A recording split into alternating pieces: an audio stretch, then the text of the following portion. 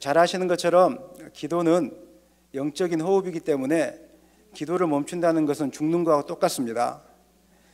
사람들이 같이 많이 모여 있을 때 이 기도가 얼마나 소중한지 알지 못합니다. 그러나 진짜로 광야 길 속에 끝자락에 낭떠러지 가운데 내려가면 기도하지 않으면 그냥 죽습니다.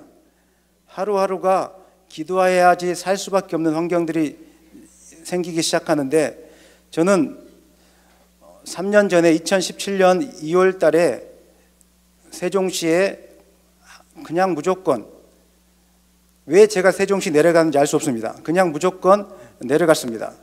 내려가서 그곳에서 개척을 하고 2년 동안 아파트에서 예배를 드렸습니다. 6개월만 지나면 하나님께서 부어주시겠지라고 생각했습니다. 하나님이 응답하지 않았습니다.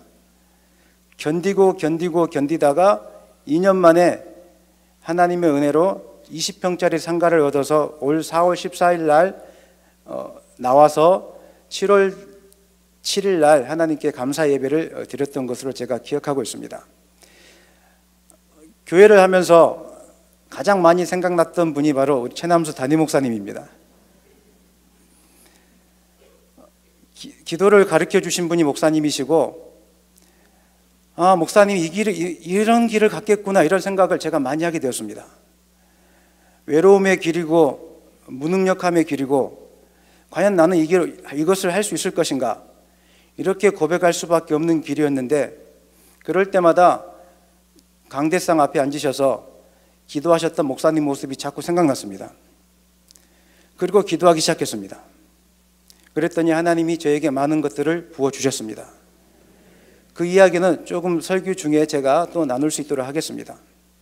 중요한 것은 여러분, 기도해야 살 수 있다는 것을 기억하시기를 바랍니다.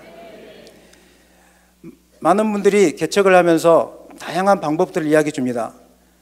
제자 훈련을 해야 된다, 전도 프로그램을 가동해야 된다. 다른 분들은 잘 모르겠습니다. 아무것도 없이, 돈도 없이, 사람도 없이 맨 땅에 가서 그냥 무릎만 꿇었던 저의 경험을 비추어 보면 기도 말고는 아무것도 교회를 일으킬 수 있는 것이 없습니다. 하나님은 우리 입술 속에서 기도만이 전부 다, 이 고백이 나올 때까지 우리를 고난 가운데로 몰아넣으시고 기도를 통해서 우리를 만나게 해주시는 분이 하나님이십니다. 부교육자로 있었을 때 멋진 프로그램 해야 되는 게 아닌가, 이런 생각도 해본 적이 있습니다. 성경 공부를 멋있게 해야 되는 게 아닌가, 이렇게 해본 적도 있습니다. 그러나 하나 깨달았습니다. 성경 공부 중요하고 제자 훈련 중요하지만 교회를 세우는 것은 그것이 아니라 기도밖에 없습니다. 기도가 알파고 기도가 오메가입니다. 이곳에 계신 분들 중에 어떤 고난을 당하고 계시는 분이 있는지 저는 잘 모르겠습니다. 하지만 이 땅에 고난을 당하고 있지 않은 분은 아무도 없습니다. 많은 분들이 고난 속에서 내 인생은 다 끝난 것인가, 이렇게 생각하시는 분도 계실 수 있습니다. 그러나 여러분, 하나님이 여러분을 사랑하시기에 고난도 허락하신다는 것을 기억하시기를 바랍니다. 고난을 통해서 하나님을 만나게 하시고, 고난을 통해서 하나님을 경험하게 하시고, 고난을 통해서 축복을 우리에게 주시는 분이 하나님이십니다. 평안할 때 우리가 하나님을 만났으면 좋겠습니다. 그러나 평안하면서 하나님을 만나는 법은 이 땅에 존재하지 않습니다. 고난 속에서 아프지만 고난 속에서 하나님을 찾게 되고, 고난 속에서 하나님을 만나게 되고, 고난 속에서 나를 사랑하시고 나를 포기하지 않으시는 하나님을 경험하게 되는 것입니다. 성경 전체를 통해서 하나님이 우리에게 원하시는 삶이 있습니다. 잘 먹고 잘 사는 것도 아닙니다. 교회가 크게 부흥하는 것도 아닙니다. 우리는 개척교회 목사니까 하나님, 교회를 크게 부흥하여 주시옵소서, 이렇게 기도할 수밖에 없지요. 근데 하나님은, 이 목사야, 교회가 크게 부흥하는 건 난 원치 않는단다. 나는 너가 진실되게 나에게 돌아오는 것을 원해. 하나님이 오늘 여러분에게 원하는 것은 바로 이것입니다. 진실되게 나에게로 돌아올 수 있겠니? 정말 진실되게 나를 한번 만나줄 수 있겠니? 이것이 저와 여러분을 향한 하나님의 비전인 것을 기억하셨으면 좋겠습니다. 성경 66권에 많은 사건과 이야기들이 기록되어 있지만 저는 성경 66권을 묵상하면서 한 가지 주제를 선택하라고 한다면 여호와께로 돌아오라, 이거라고 저는 생각하고 있습니다. 구약을 펴봐도 여호와께로 돌아와야 돼. 신약을 펴봐도 여호와께로 돌아와야 돼. 선지자를 보내주시고 예수님을 보내주신 이유가 무엇이겠습니까? 돌아오라는 겁니다. 왜 나에게만 돌아오면은 너가 살아났는데 왜 지금 돌아오지 못하고 그렇게 헤매이고 있느냐? 사람들은 열심히 살고 노력하고 있으면 이것이 하나님께로 돌아온 거라고 생각하고 있습니다. 그렇지 않습니다. 저도 그런 건 줄 알았습니다. 많은 무리들과 함께 예배하고 많은 무리들과 함께 찬양하고 기도하니까 나는 그 삶이 하나님께로 돌아가는 삶인 줄 알았습니다. 그러나 진정으로 하나님께 돌아가는 삶이란 나의 모든 것이 하나님의 것임을 고백하고 나의 생명조차도 내려놓을 수 있는 고백까지 나아갈 때 진짜로 하나님께로 돌아가는 삶인 것을 여러분 기억하셨으면 좋겠습니다. 마태복음 5장 산상수훈에 보면 첫 번째가 마음이 심령이 가난한 자가 복이 있다고 이야기하고 있고 두 번째가 애통하는 자가 복이 있다고 이야기하고 있는데 세상은 그렇게 이야기하지 않습니까? 돈이 많은 게 복이지 무슨 많은 마음이 가난한 게 복이고 기쁜 게 복이지 무슨 애통하는 게 복이냐고. 마음이 가난한 사람이 어떤 사람이 마음이 가난합니까? 먹을 것이 충만한 사람들 마음이 가난하지 않습니다. 마음이 가난하다는 것은 육신의 건강을 잃어버려서 이제 하나님 아니면 살 수 없다고 고백하는 그 사람, 먹을 것이 떨어져서 하나님 아니면 오늘 하루를 살 수 없다고 고백하는 그 사람, 마음이 가난할 수밖에 없습니다. 성경에서 말하는 애통이라는 것은 우리가 쉽게 기도하다가 회개하면서 애통하는, 눈물 흘리는, 나의 죄를 통곡하는 그런 단계를 의미하는 것은 아닙니다. 성경에서 말하는 애통이란 어머니가 아이를 일찍 하늘나라에 보내고 정신을 잃어버린 상태에서 어찌할지를 몰라서 헤매고 있는 그런 상태가 바로 진짜로 애통하는 단계입니다. 세상에서 애통하는 그 사람, 저희 지질하게 복이 없다고 이야기할 수 있습니다. 어떻게 보면 이 앞에 서 있는 이 목사, 지질이 복도 없는 사람일 수도 있습니다. 그런데 하나님 뭐라고 이야기하냐면, 이 목사야, 세상에서 네가 가장 복된 사람이다, 이렇게 이야기해 주십니다. 고통하면서 무릎 꿇으면서 하나님을 너는 진짜로 만나고 있지 않느냐. 오늘 사랑하는 여러분, 암 때문에 고통당하고 계신 분이 계십니까? 하나님 살아계시는 건 믿으시기 바랍니다.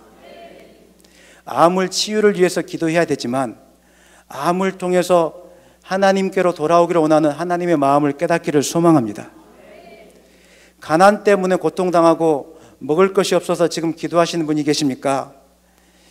거기에 집중하기보다 여전히 하나님께로 돌아와서 만나기를 원하시는 그 하나님의 음성을 듣기를 예수님의 이름으로 간절히 축원합니다. 고난의 강도만큼 하나님을 깨닫는 강도가 커지는 법입니다. 어중간하게 아파서 하나님을 찾는 사람은 없습니다. 혹시 제가 여러분에게 여쭤보겠습니다. 코감기 걸려서 하나님께 애통하면서 부르짖고 찾는 분 계십니까? 살짝 두통이 와가지고 금식하며 기도하는 분이 계십니까? 그렇지 않습니다. 죽을 지경에 이르렀을 때 비로소 하나님을 만나게 되고 하나님의 살아계심을 경험하게 되는 것입니다.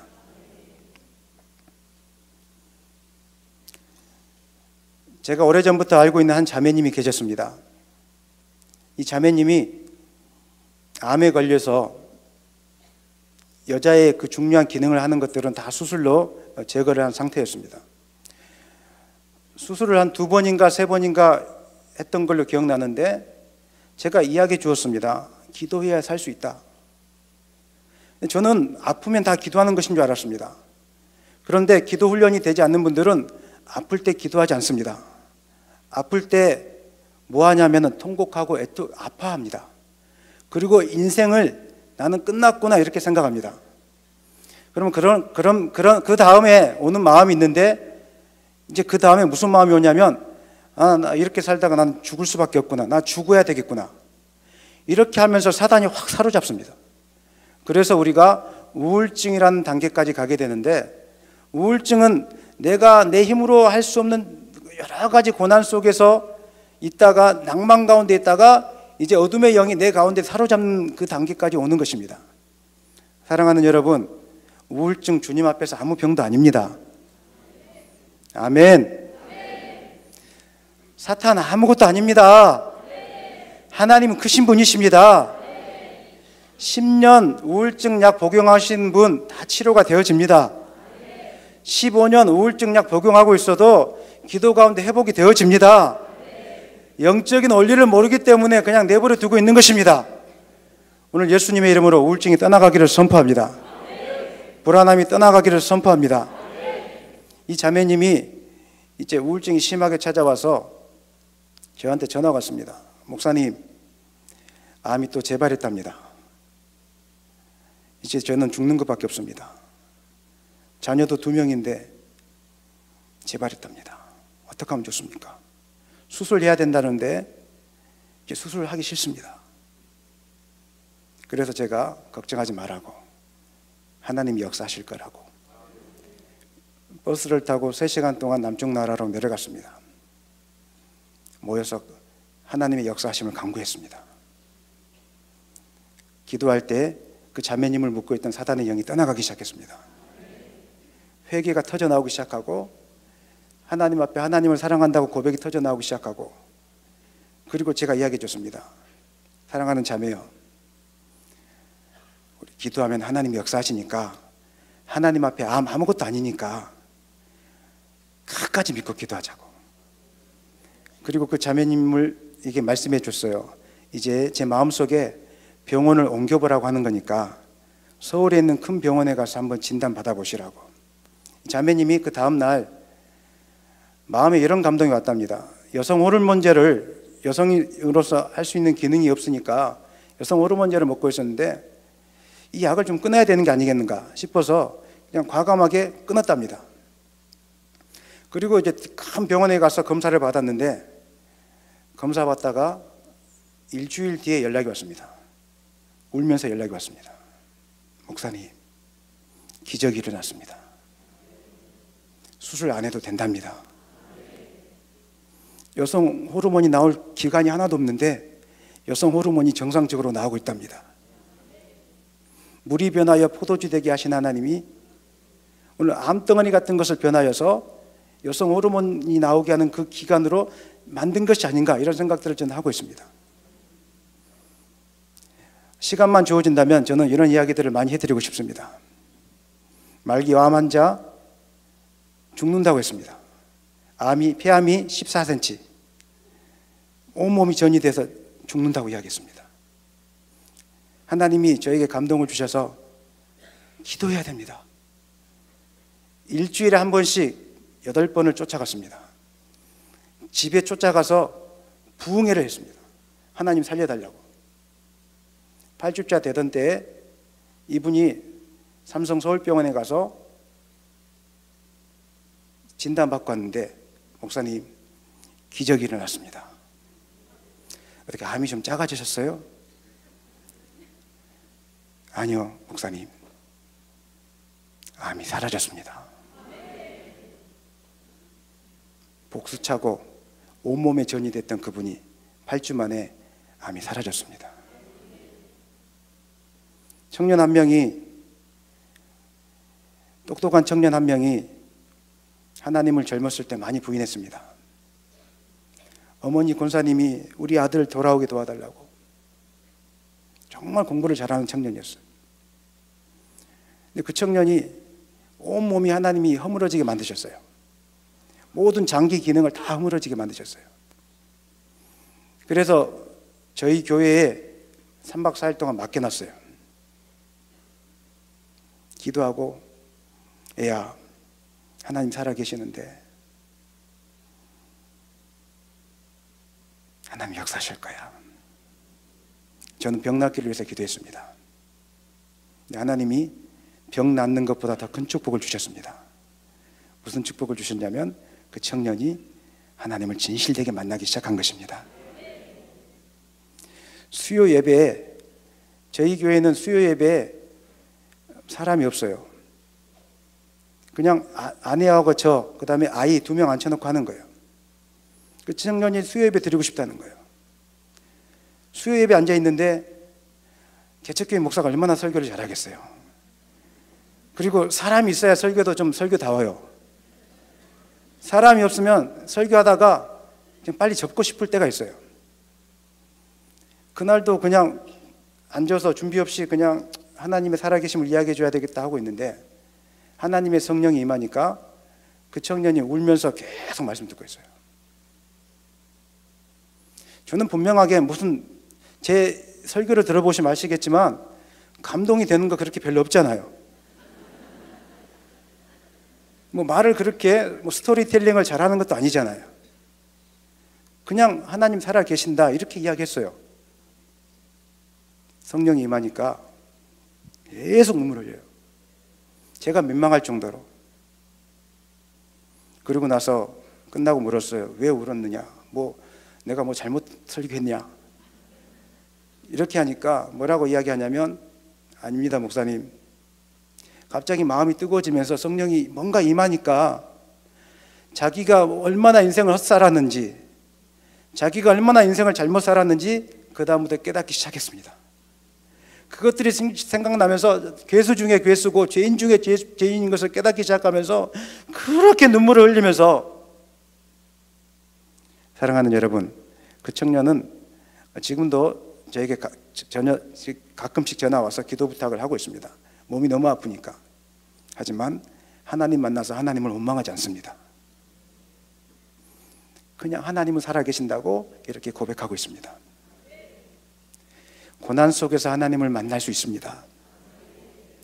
고난은 힘들어요. 하지만 하나님도 알고 계세요. 힘들다는 거. 하지만 고난이 없으면 하나님 절대 못 만납니다. 고난 속에서 하나님 만나는 게 깊어지는 것이고 고난 속에서 진실되게 하나님을 경험하게 되는 것입니다. 제 이야기 잠깐 해드리겠습니다. 그냥 세종시에 내려갔습니다. 아무도 아는 사람이 없었습니다. 돈이 없어서 부랴부랴 집을 한 채 어떻게 전월세로 이렇게 하나 구했는데 아이가 3명이고 제가 세종시에 내려갔을 때 저희 아이가 첫째 아이 아시는 분 있을지 모르겠지만 구순 9개월로 태어나서 수술을 많이 받았었거든요. 근데 중학교 3학년 겨울방학 때 상악골 견인술을 받았습니다. 이게 뭐냐면은 주걱턱이 너무 심하게 나오니까 음식이 안 씹어져요. 그래서 이제 이 상악골을 절개해서 끄집어내야 돼요. 이렇게 하면은 이 장치를 여기다가 대고 3개월 동안을 눕지도 못하고 일어서지도 못하고 그냥 장치로 핀을 고정해 놓고 이런 수술을 받았어요. 저는 그런 건지 몰랐어요. 아이가 집에 누워 있는데 이거 볼 수가 없는 거예요. 근데 하나님이 좀 좋을 때 세종시 가라고 하시지. 아이가 아프고 수술받고 이런 상태에서 하나님이 그곳으로 보낸 거예요. 제가 돈이 있으면 얼마나 좋겠습니까? 돈이 하나도 없어요. 그냥 죽자 가서 하고 내려간 거예요. 아파트를 얻었는데 기도하면서 얻었어요. 하나님 1층부터 6층까지 4층이었는데 하나님 믿는 사람이었으면 좋겠습니다. 왜냐하면 아파트에서 예배하면 민원이 많이 들어오니까. 기도했는데 놀라운 것은 1층부터 6층까지 하나님 믿는 사람들이었습니다. 마음껏 예배할 수 있었습니다. 근데 어느 날 갑자기 3층에 계신 분이 조금 골이 났는지 갑자기 민원을 넣기 시작했습니다. 하나님 어떡합니까? 도와주세요. 며칠 뒤에 그 집이 이사 나갔습니다. 이렇게 하고 6개월 만에 저는 밖으로 나갈 줄 알았는데 못 나갔습니다. 많은 목사님들이 찾아와서 이렇게 이야기해 줬어요. 개척에 하는 목사님, 6개월 안에 못 나가면 목회 못합니다. 6개월 안에 못 나가면 무기력증 찾아오고 아무것도 안 됩니다. 저는 안 믿었습니다. 나는 다를 거야. 찾아왔습니다. 제가 개척하면서 지금까지 담임 목사님을 이해한다는 것은 이제 조금 이해하고 있습니다. 밤과 낮이 바뀌고 있습니다. 낮에는 다 깨어 있으니까 그럴싸한데 저녁에 불 끄고 나면 잠이 안 옵니다.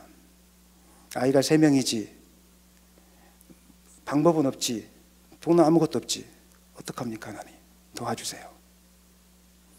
저녁만 불 끄고 나면 이제 애들 다 재우고 나면 그냥 기도하는 거예요. 거실에 앉아가지고 하나님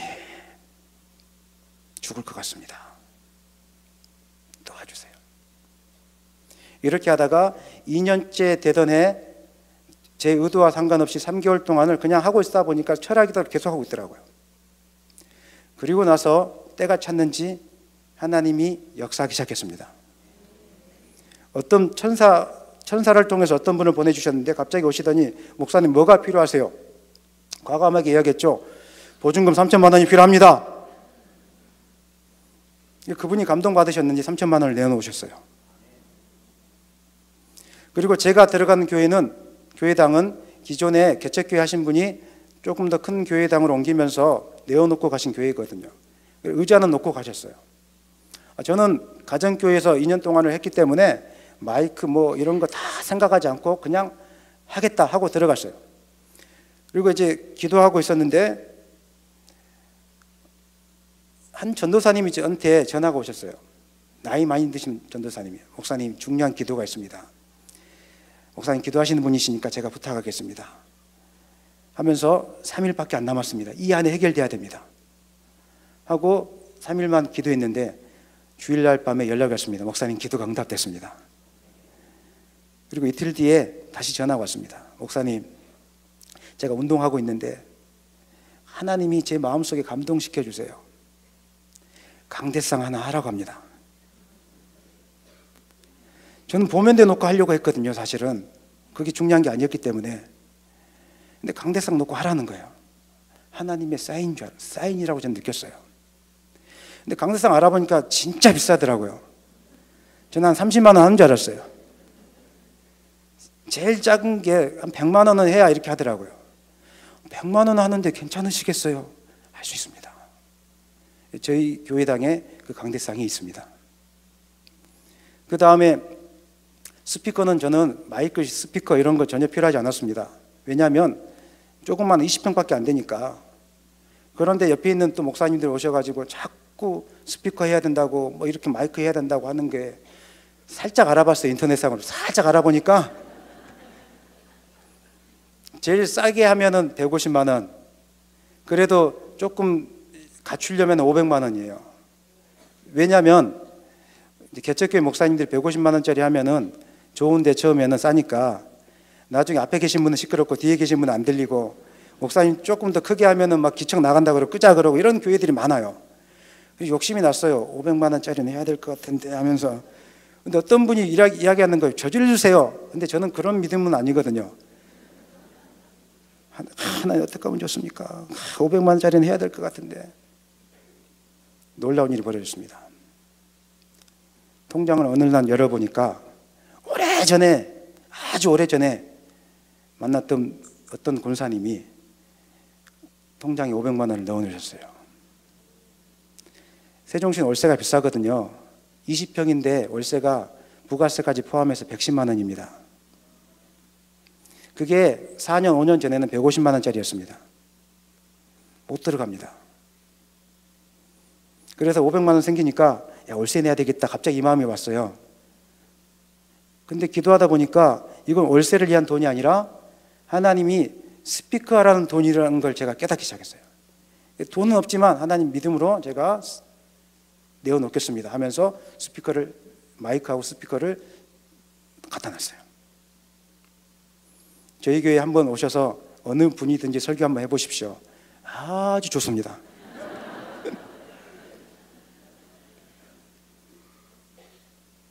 그 외에도 하나님이 어떤 텔레비전을 저는 설치해 놓고 가시고, 그 다음에 LED 광고판을 설치해 놓고 가시고, 그분들이 다 눈물 기도로 그렇게 해놓고 가셨어요.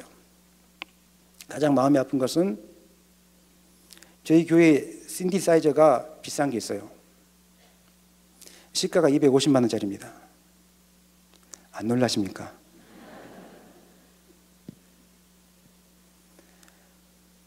제가 한 분을, 암 투명 중에 계신 권사님 한 분을 알게 되었는데, 이분을 좀 멀리 살아요. 계속 찾아다니면서 이제 예배 드려주고 하는 가운데 기적도 많이 봤어요. 그리고 이분이 마지막에 하나님의 살아계심도 경험하고 이렇게 하시면서 하늘나라 가셨는데, 장례 끝나고 난 다음에 이분에게 딸이 있어요. 딸과 사이가 와서 저한테 이렇게 말씀했어요.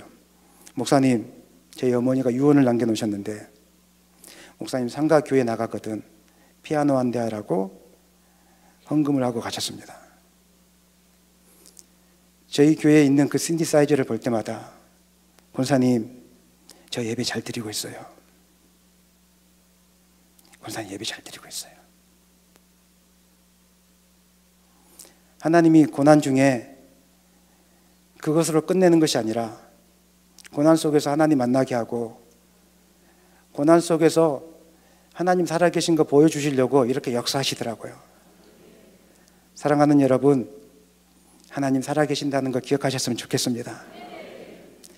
고난에 집중하지 마시고 하나님께 집중하셨으면 좋겠습니다.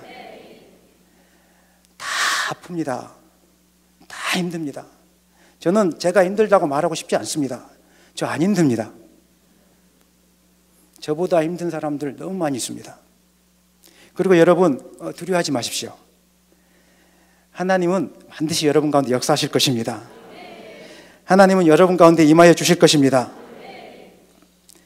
우리가 여호와께로 돌아온다고 이야기했을 때 사람들은 그렇게 이야기합니다. 목사님, 저는 아침마다 기도하고 있기 때문에 여호와께로 돌아온다고 저는 생각하고 있습니다. 어떤 분들은 찬양을 많이 하기 때문에 저는 여호와께로 돌아온다고 그렇게 고백하시는 분도 계실 수 있습니다. 진짜로 그런 분들이 여호와께 돌아온 것인가? 성경을 잘 보셔야 됩니다. 마태복음 7장 21절로 23절 한번 제가 읽겠습니다. 나더러, 한번 다 같이 읽을까요? 나더러 주여 주여 하는 자마다 천국에 들어갈 것이 아니요 다만 하늘에 계신 아버지의 뜻대로 행하는 자라야 들어가리라. 그날에 많은 사람이 나더러 이르되 주여 주여 우리가 주의 이름으로 선지자 노릇하며 주의 이름으로 귀신을 쫓아내며 주의 이름으로 많은 권능을 행하지 아니하였나이까 하리니 그때 내가 그들에게 밝히 말하되 내가 너희를 도무지 알지 못하니 불법을 행하는 자들아 내게서 떠나가라 하니라. 아멘. 성경은 주여 주여 한다고 주님께로 돌아온 것이 아니라고 이야기하고 있습니다. 아무리 예수님의 이름으로 은사가 나타나서 귀신을 쫓아내고 병자를 고친다고 할지라도 너는 나에게 돌아온 것이 아니라 이렇게 이야기하고 있습니다. 불법을 행하면 하나님께 돌아온 것이 아닙니다. 조금 더 쉽게 이야기하겠습니다. 새벽 기도를 하고 금식 기도를 하는데 그 마음에 원망이 가득하고 저주가 가득하고 그 마음에 미움이 가득하면 하나님께로 돌아온 것이 아닙니다. 뭔가를 자꾸 따지기를 좋아하고 자꾸 이성적인 거, 합리적인 거 좋아하고 이런 거 하나님 앞에 돌아온 것이 아닙니다. 불법을 행하는 자들아 내게서 떠나라. 목사님, 저는 헌금도 잘하고 저는 웬만큼 착하게 살았기 때문에 괜찮습니다. 이렇게 할 수 있을지 모르겠습니다. 하나님은 너 남편을 사랑하지 않았어. 아내를 사랑하지 않았어. 너는 불법을 행하고 있어 지금. 너는 목사님을 사랑하지 않았어. 너는 불법을 행하고 있는 거야. 로마서 12장에는 너희를 박해하는 자를 축복하고 아무에게도 저주하지 말고 악을 악으로 갚지 말라고 말씀하고 있습니다. 사랑하는 여러분, 세상을 살다 보면 직장생활 속에서 또 부부관계 속에서 내 마음을 몰라줘서 억울한 일을 당할 때도 있고 슬픈 일을 당할 때도 있습니다. 그럴 때 내 마음대로 악을 악으로 갚고 내 마음대로 막 해버리면 내가 잘난 것 같잖아요. 근데 우리는 보면은 사탄은 자꾸 이야기해줘요. 야, 이 목사야, 너가 똑똑하다는 걸 좀 보여줘. 너가 실력이 있다는 걸 좀 보여줘.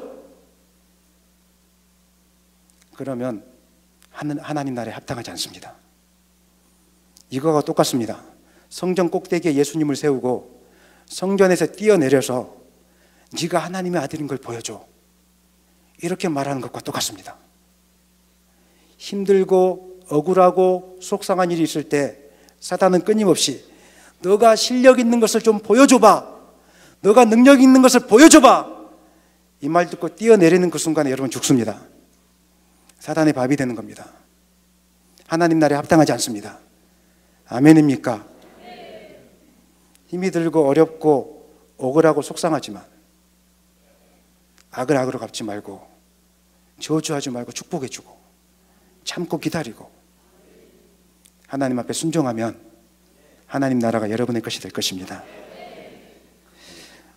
말씀을 마무리하겠습니다. 여호와께 돌아오는 사람의 가지고 있는 특징 한 가지가 있습니다. 그게 뭐냐면 저를 한번 따라할까요? 언제나 하나님이 우리와 함께 계심을 믿는 사람이다. 사람들은 그렇게 이야기하세요. 기도하고 나면 당장 뭐가 치료가 일어나고 역사가 일어나면 하나님이 함께 하신다고 생각하세요. 그리고 기도했는데 아무것도 이루어지지 않고, 기도했는데 그냥 암 걸려 있다가 기도했는데 죽고, 기도했는데 우리 자녀들은 더 안 되고, 기도했는데 모든 것이 무너질 때 하나님은 떠났다고 생각하세요. 성경을 잘 펴보세요. 하나님은 우리가 성공할 때도 함께 하시는 분이시지만 하나님은 우리가 실패할 때도 함께 하시는 분이십니다. 이 고백까지 여러분 나아갔으면 좋겠습니다. 다니엘서 3장 17절 18절 한번 같이 읽겠습니다. 다니엘서 3장 17절 18절. 왕이여, 우리가 섬기는 하나님이 계시다면 우리를 맹렬히 타는 풀물불 가운데에서 능히 건져내시겠고 왕의 손에서도 건져내시리라. 그렇게 하지 아니하실지라도 왕이여, 우리가 왕의 신들을 섬기지도 아니하고 왕이 세우신 금 신상에도 절하지 아니할 줄을 아옵소서. 다니엘의 세 친구가 느부갓네살 왕의 명령을 어기고 잡혀와서 이제 엎드리면 내가 살려줄 거지만 엎드리지 않으면 죽을 거야, 이렇게 이야기했습니다. 그런데 다니엘의 세 친구가 뭐라고 이야기합니까? 우리가 섬기는 하나님이 계시다면 풀무불 가운데서도 우리를 구원할 것이지만, 그 뒤에가 더 중요합니다. 그렇게 하지 아니하실지라도 왕이여, 우리는 왕이 섬기는 신을 절대로 섬기지 않을 것입니다.